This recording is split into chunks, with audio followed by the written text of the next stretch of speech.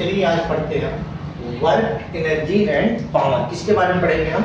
Work energy and power, कार्य ऊर्जा और शक्ति के बारे में पढ़ेंगे। देखिए ये इंपॉर्टेंट टॉपिक है, बहुत ही इंपॉर्टेंट टॉपिक है।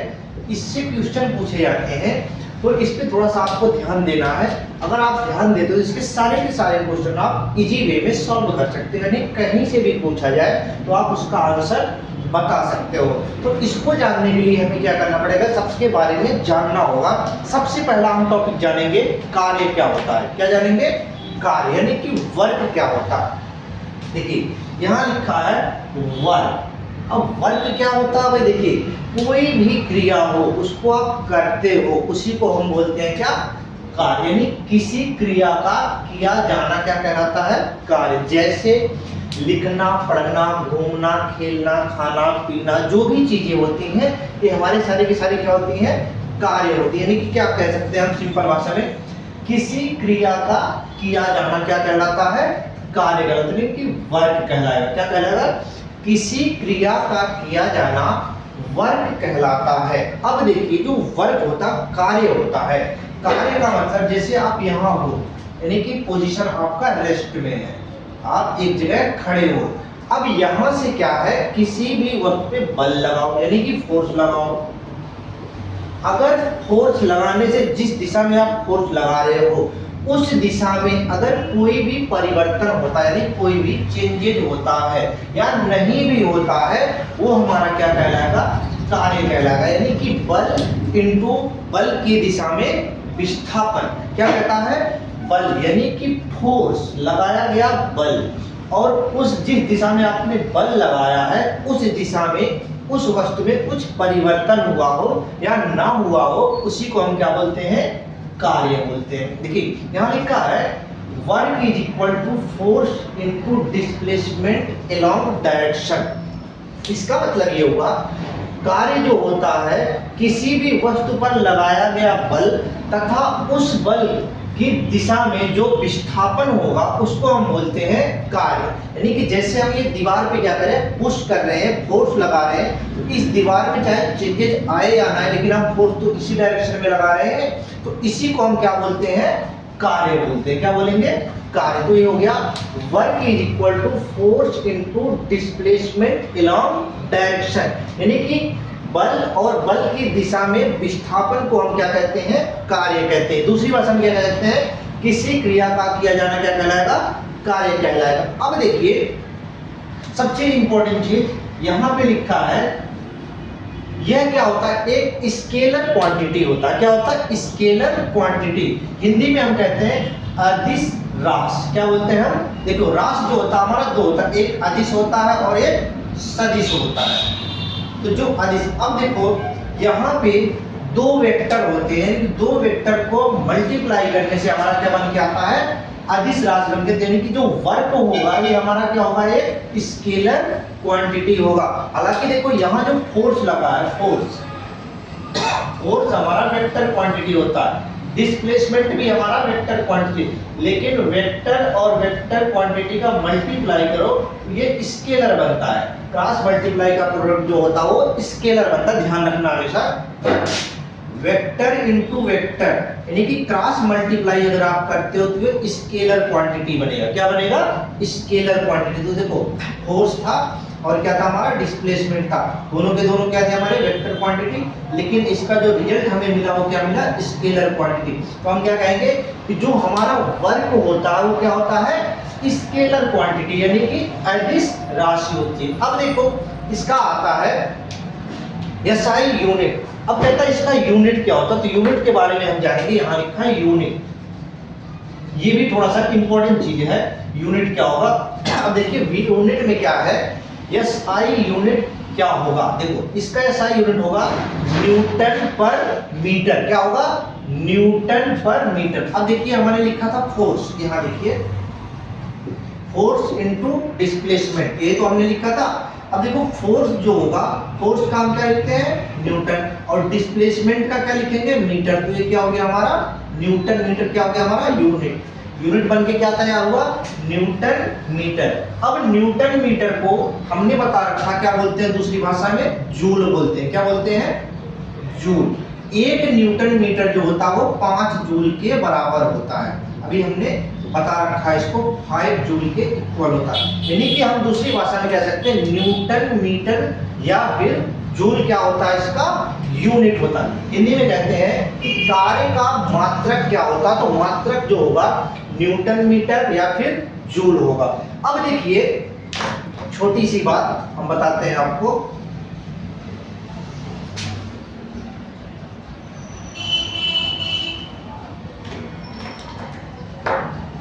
देखिए यहां लिखा है वर्क, क्या लिखा है, वर्क। देखिए ध्यान से देखिए, work is equal to force into displacement, ये लिखा है। अब डिस्प्लेसमेंट है तो इसको जब तोड़ोगे तो ये हो जाएगा F dot S cos theta. अब देखो कॉस थीटा है, थीटा कॉस जीरो, अगर जीरो रख दो तो क्या होगा, अगर थीटा इज इक्वल टू 90 रख दो तो क्या होगा। अब देखे होगे, पढ़े होगे कि कॉस जीरो का जो मान होता है वो क्या होता है 1, और कॉस 90 का मान क्या होता है, वो 0 होता है। अगर देखो इसके जगह पर, इस वाले की जगह पर अगर 0 कर दो तो वैल्यू क्या है, यानी कार्य जो होगा हमारा किया गया कार्य सबसे ज्यादा, यानी कि मैक्सिमम कार्य होगा। क्या होगा, मैक्सिमम कार्य, क्या होगा, मैक्सिमम, यानी अधिकतम कार्य कब होगा, जब थीटा का मान 0 हो। अगर थीटा का मान यहाँ 0 होगा तो कार्य क्या होगा, मैक्सिमम होगा। क्या होगा, मैक्सिमम, किया गया कार्य क्या होगा, सबसे ज्यादा होगा। इसके बाद कह रहा अगर थीटा का मान क्या हो जाए, 90 हो जाए, कितना हो जाए, 90, तो 90 क्या होता है, 0, तो किया गया जो कार्य होगा वो हमारा क्या हो जाएगा, शून्य हो जाएगा। क्या हो जाएगा, शून्य, यानी कि किया गया कार्य हमारा बिल्कुल 0 हो गया। ये हो गया हमारा क्या, कार्य के बारे में। देखिए हमने कार्य के बारे में क्या क्या सीखा, कार्य का एक तो परिभाषा हमने सीख लिया, फार्मूला क्या होता है, कार्य बराबर बल गुणे बल की दिशा में विस्थापन, यानी कि हम कह सकते हैं work is equal to force into displacement along direction. Quantity कौन सी होती है, स्केलर क्वांटिटी होती है। एसआई यूनिट कौन सा होगा, न्यूटन मीटर या फिर जूल होगा। फार्मूला क्या लिखोगे, W equal to F S या W equal to F S cos theta, ये हो गया। अब थीटे की जगह पर अगर 0 रखते हो तो कार्य क्या होगा, सबसे ज्यादा होगा। थीटा की वैल्यू अगर आप 90 रखते हो तो कार्य क्या होगा, शून्य होगा।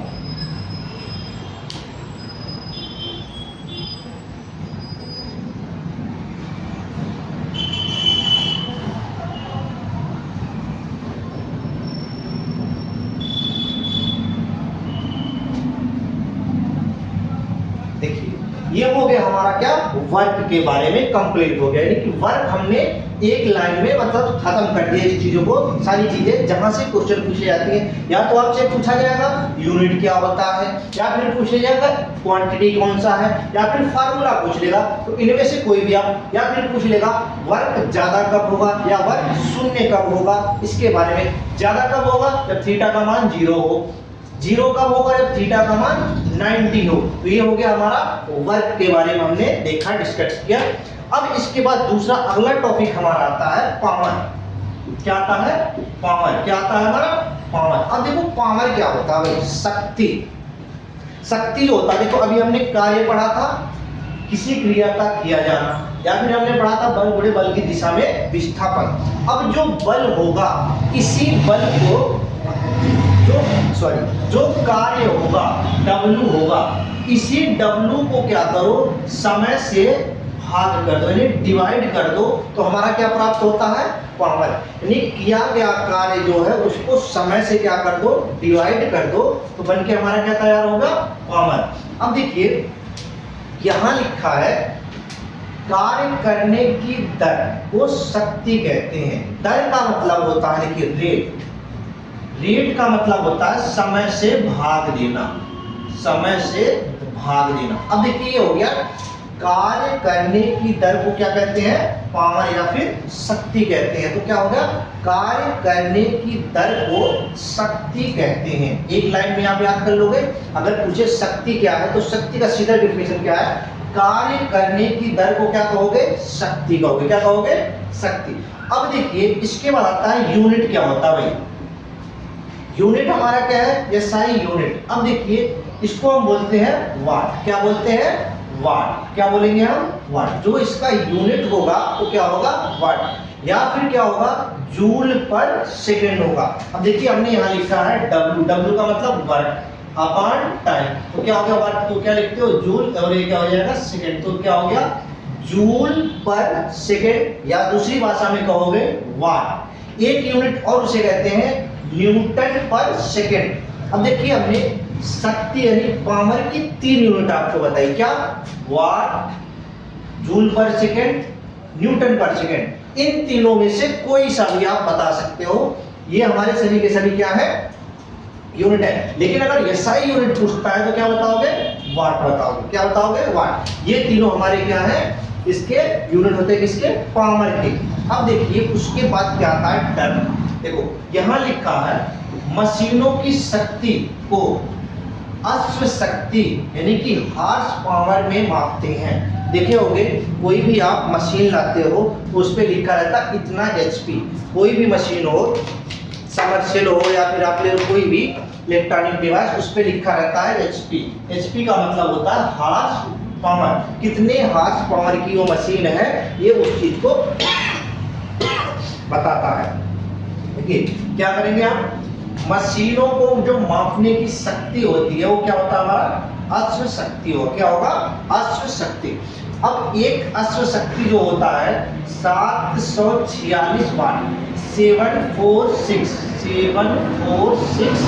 वाट होता है। कितना होता है, 746 वाट होगा, इसके 1 एचपी के इक्वल होता है। देखिए अब हमने क्या पढ़ा था, मशीनों की शक्ति क्या होगा, 746 वाट क्या होता है, 1 एचपी के बराबर, यानी 1 हॉर्स पावर जो होता है वो 746 वाट के इक्वल होता है। ये क्या हो गया हमारा, 1 एचपी हो गया। अब 1 एचपी कभी कभी पूछ लिया जाता है कि 1 एचपी इज इक्वल टू, तो क्या बताओगे 746 वाट, यानी कि एक अश्व शक्ति जो होता है इतने के बराबर होता है। ये हो गया हमारा क्या, एचपी हो गया। इसके बाद हम देखते हैं, देखिए यहाँ लिखा है वाट सेकेंड। वाट सेकेंड जो होता है ऊर्जा या कार्य का एक मात्रक होता है। लेकिन अभी देखो हमने पढ़ा था क्या, यहाँ लिखा था कार्य, पढ़ लिया था वर्क, और दूसरा हमने ऊर्जा भी हमने पढ़ने रखा, यानी कि कार्य और ऊर्जा दोनों का एक अलग मात्रक होता है, उसको हम बोलते हैं क्या, वाट सेकेंड। क्या बोलते हैं हम, वाट सेकेंड। यानी 1 वाट सेकेंड जो होता है वो 1 जूल के बराबर होता है, यानी 1 WS, यानी 1 watt second is equal to 1 joule. ध्यान रखना हमेशा, 1 वाट सेकेंड जो होता है वो 1 जूल के बराबर होता है। कितना होगा, 1 जूल के इक्वल होगा। अगला हमारा नंबर आता है, देखिए यहाँ लिखा है वाट घंटा। क्या लिखा है, वाट घंटा। ये भी हमारा क्या है, ऊर्जा और कार्य का एक मात्रक है। क्या है, ऊर्जा या कार्य का ये मात्रक है। अब देखियो वाट घंटा, वाट आवर। अब एक बात बताओ, जो एक आवर होता है, 1 घंटा जो होता है, 1 घंटे में कितने सेकंड होते हैं, 3600 सेकंड होते हैं। तो इसी आवर को आप सेकंड में चेंज कर सकते हो। तो देखो ये हो जाएगा हमारा 1 वाट घंटा इज इक्वल टू कितना होगा, 3600 जूल होगा। कितना होगा, 1 वाट घंटा बराबर 3600 जूल। कितना होगा, 1 वाट घंटा बराबर 3600 जूल होगा। दूसरा हमारा यूनिट एक आता है किलो वाट घंटा। क्या आता है भाई, किलो वाट घंटा। अब किलो वाट घंटा ये भी क्या होता है भाई, ऊर्जा या फिर कार्य को मापने का एक मात्रक है। अब देखो इसमें होता है किलो वाट घंटा। क्या होता है, किलो वाट घंटा।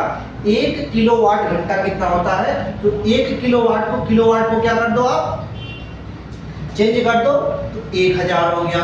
अब देखो यहाँ 1000 वाट हो गया, 1000 वाट को फिर आवर को भी चेंज कर दो सेकंड में, तो कितना हो गया, 1000 मल्टीप्लाई 30, ये हो गया। तो देखो हमारे पास कितना आया, वाट सेकंड आ गया। अब वाट सेकंड को हम जूल में कन्वर्ट करेंगे, तो देखो हमारे पास क्या होगा, 3.6 × 10⁻⁶ जूल। यानी हम कह सकते हैं कि 1 किलोवाट घंटा जो होता है वो 3.6 इंटू 10⁻6 जूल के बराबर होता है। कितना? 1 किलोवाट घंटा जो होता है 3.6 इंटू 10⁻6 जूल के बराबर होता है। ये हमारा था क्या? यूनिट थे सभी के सभी। क्या थे हमारे? यूनिट, यानी कि किसके? कार्य और ऊर्जा के यूनिट थे। अब देखो कभी कभी पूछ लेता है, ऐसे दे देगा, कोई ऑप्शन दे देगा और उसमें पूछेगा ये किसके मात्रक है, या फिर ऐसे कह देगा शक्ति के अन्य मात्रक बताओ। तो मात्रक आपको पता होना चाहिए। देखिए यहाँ पे थोड़ा सा इंपॉर्टेंट टर्म है ये, इसको ध्यान रखना आप दोनों।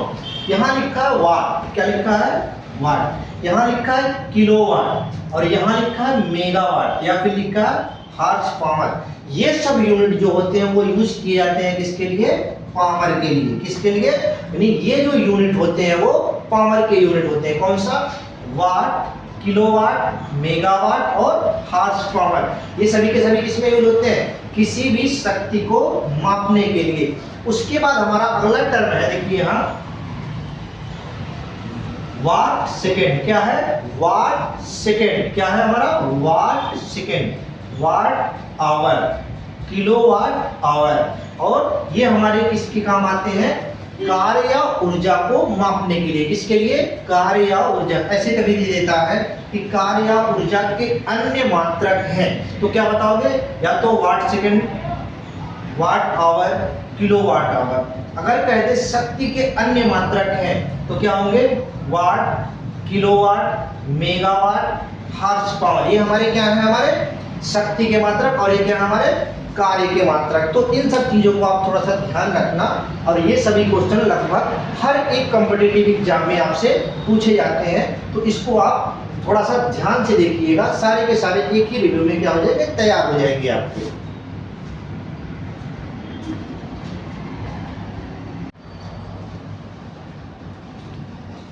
चलिए हमने देख लिया था। देखिए हमने क्या क्या पढ़ा था?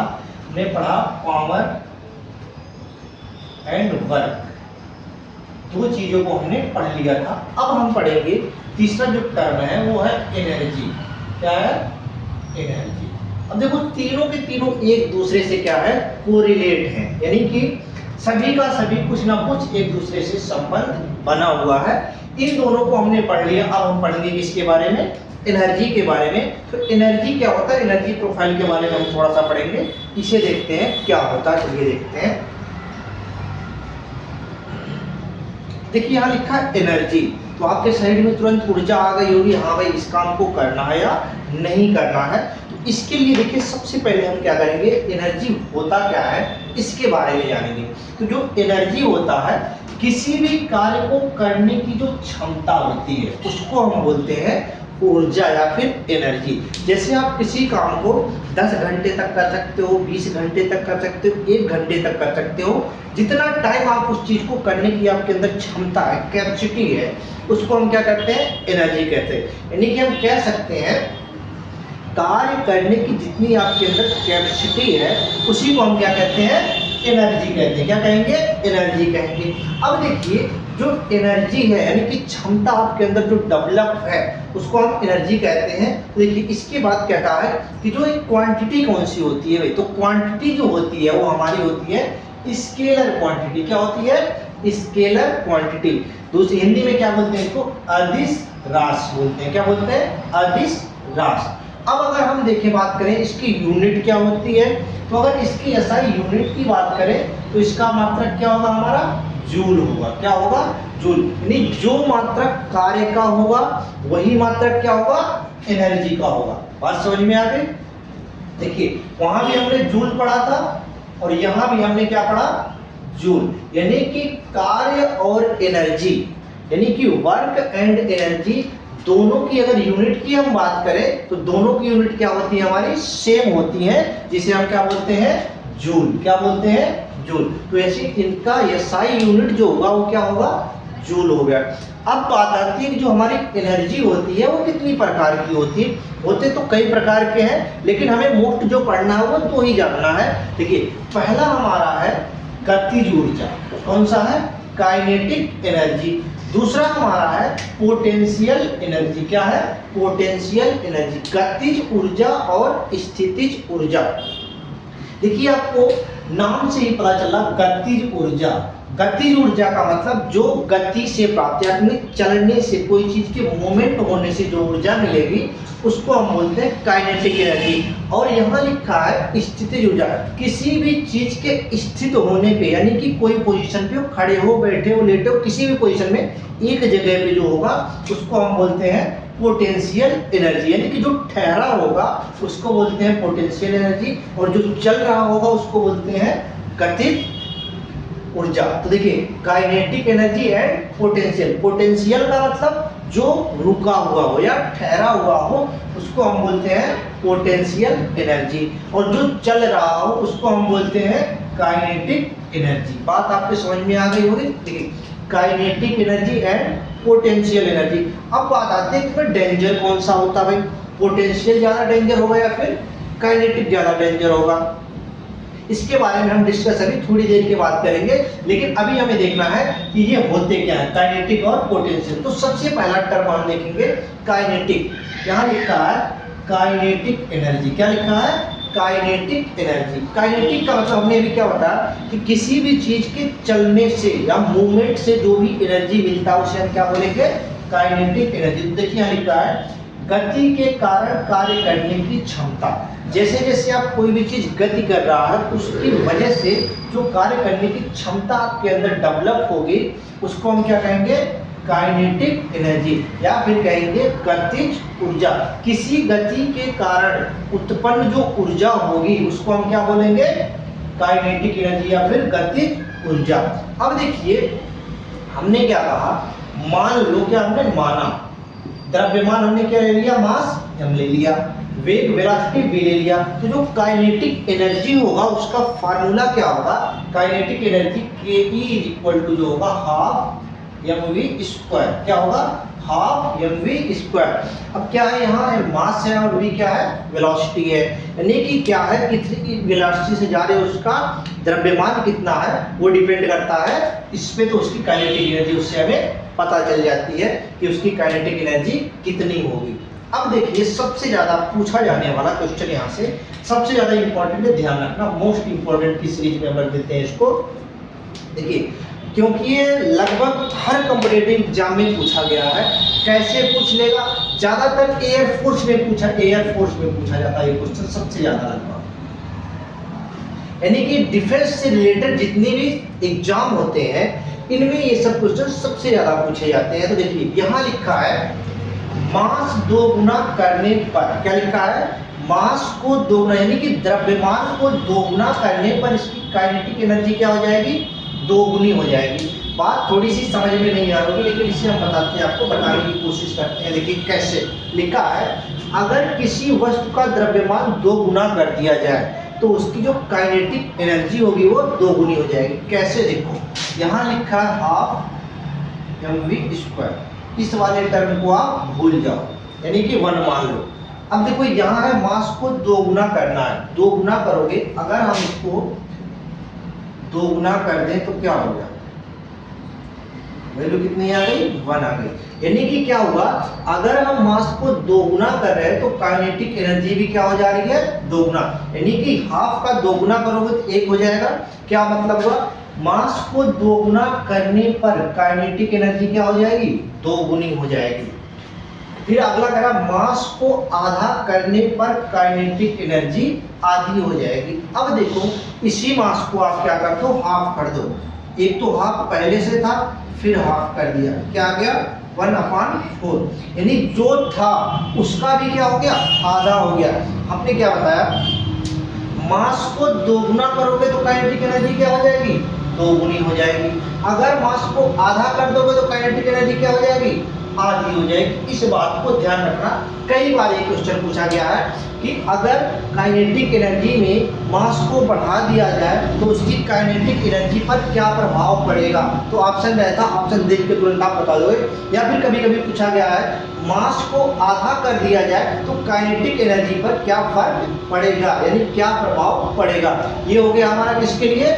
मास के लिए। अब दूसरी बात आती है हमारी वेलोसिटी की बात। ये तो थी किसके लिए, मास के लिए।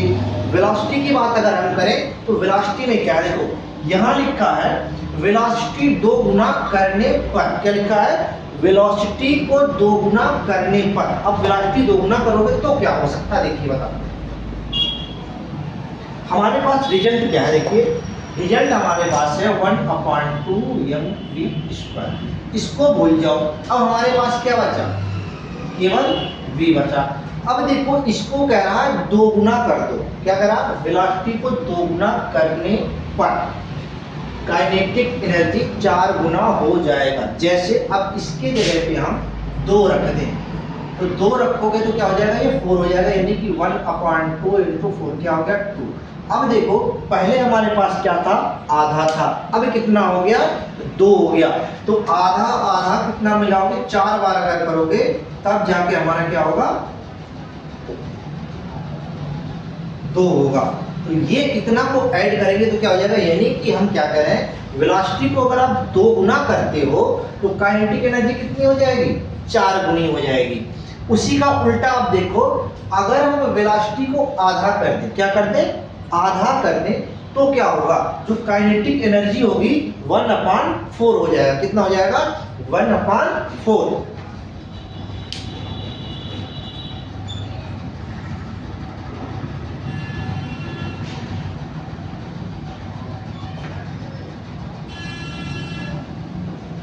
देखिए हमारा क्या हो गया, ये वाले टर्म हमारे पूरे हो गए, यानी कि देखिए मास का भी टर्म पूरा और वेलोसिटी का भी टर्म पूरा। तो आप ध्यान रखना, सीधी सी एक भाषा में, मास अगर कहता है तो 2 गुना होगा, वेलोसिटी कहता है तो 4 गुना होगा। अगर उसके अपोजिट में कहता आधा करता है मास के लिए तो आधा हो जाएगा, काइनेटिक के लिए कहता है तो 1/4 हो जाएगा। ये किसके लिए हमारे है, काइनेटिक एनर्जी के लिए यूज किए जाते हैं, सबसे ज्यादा पूछा जाता है क्वेश्चन।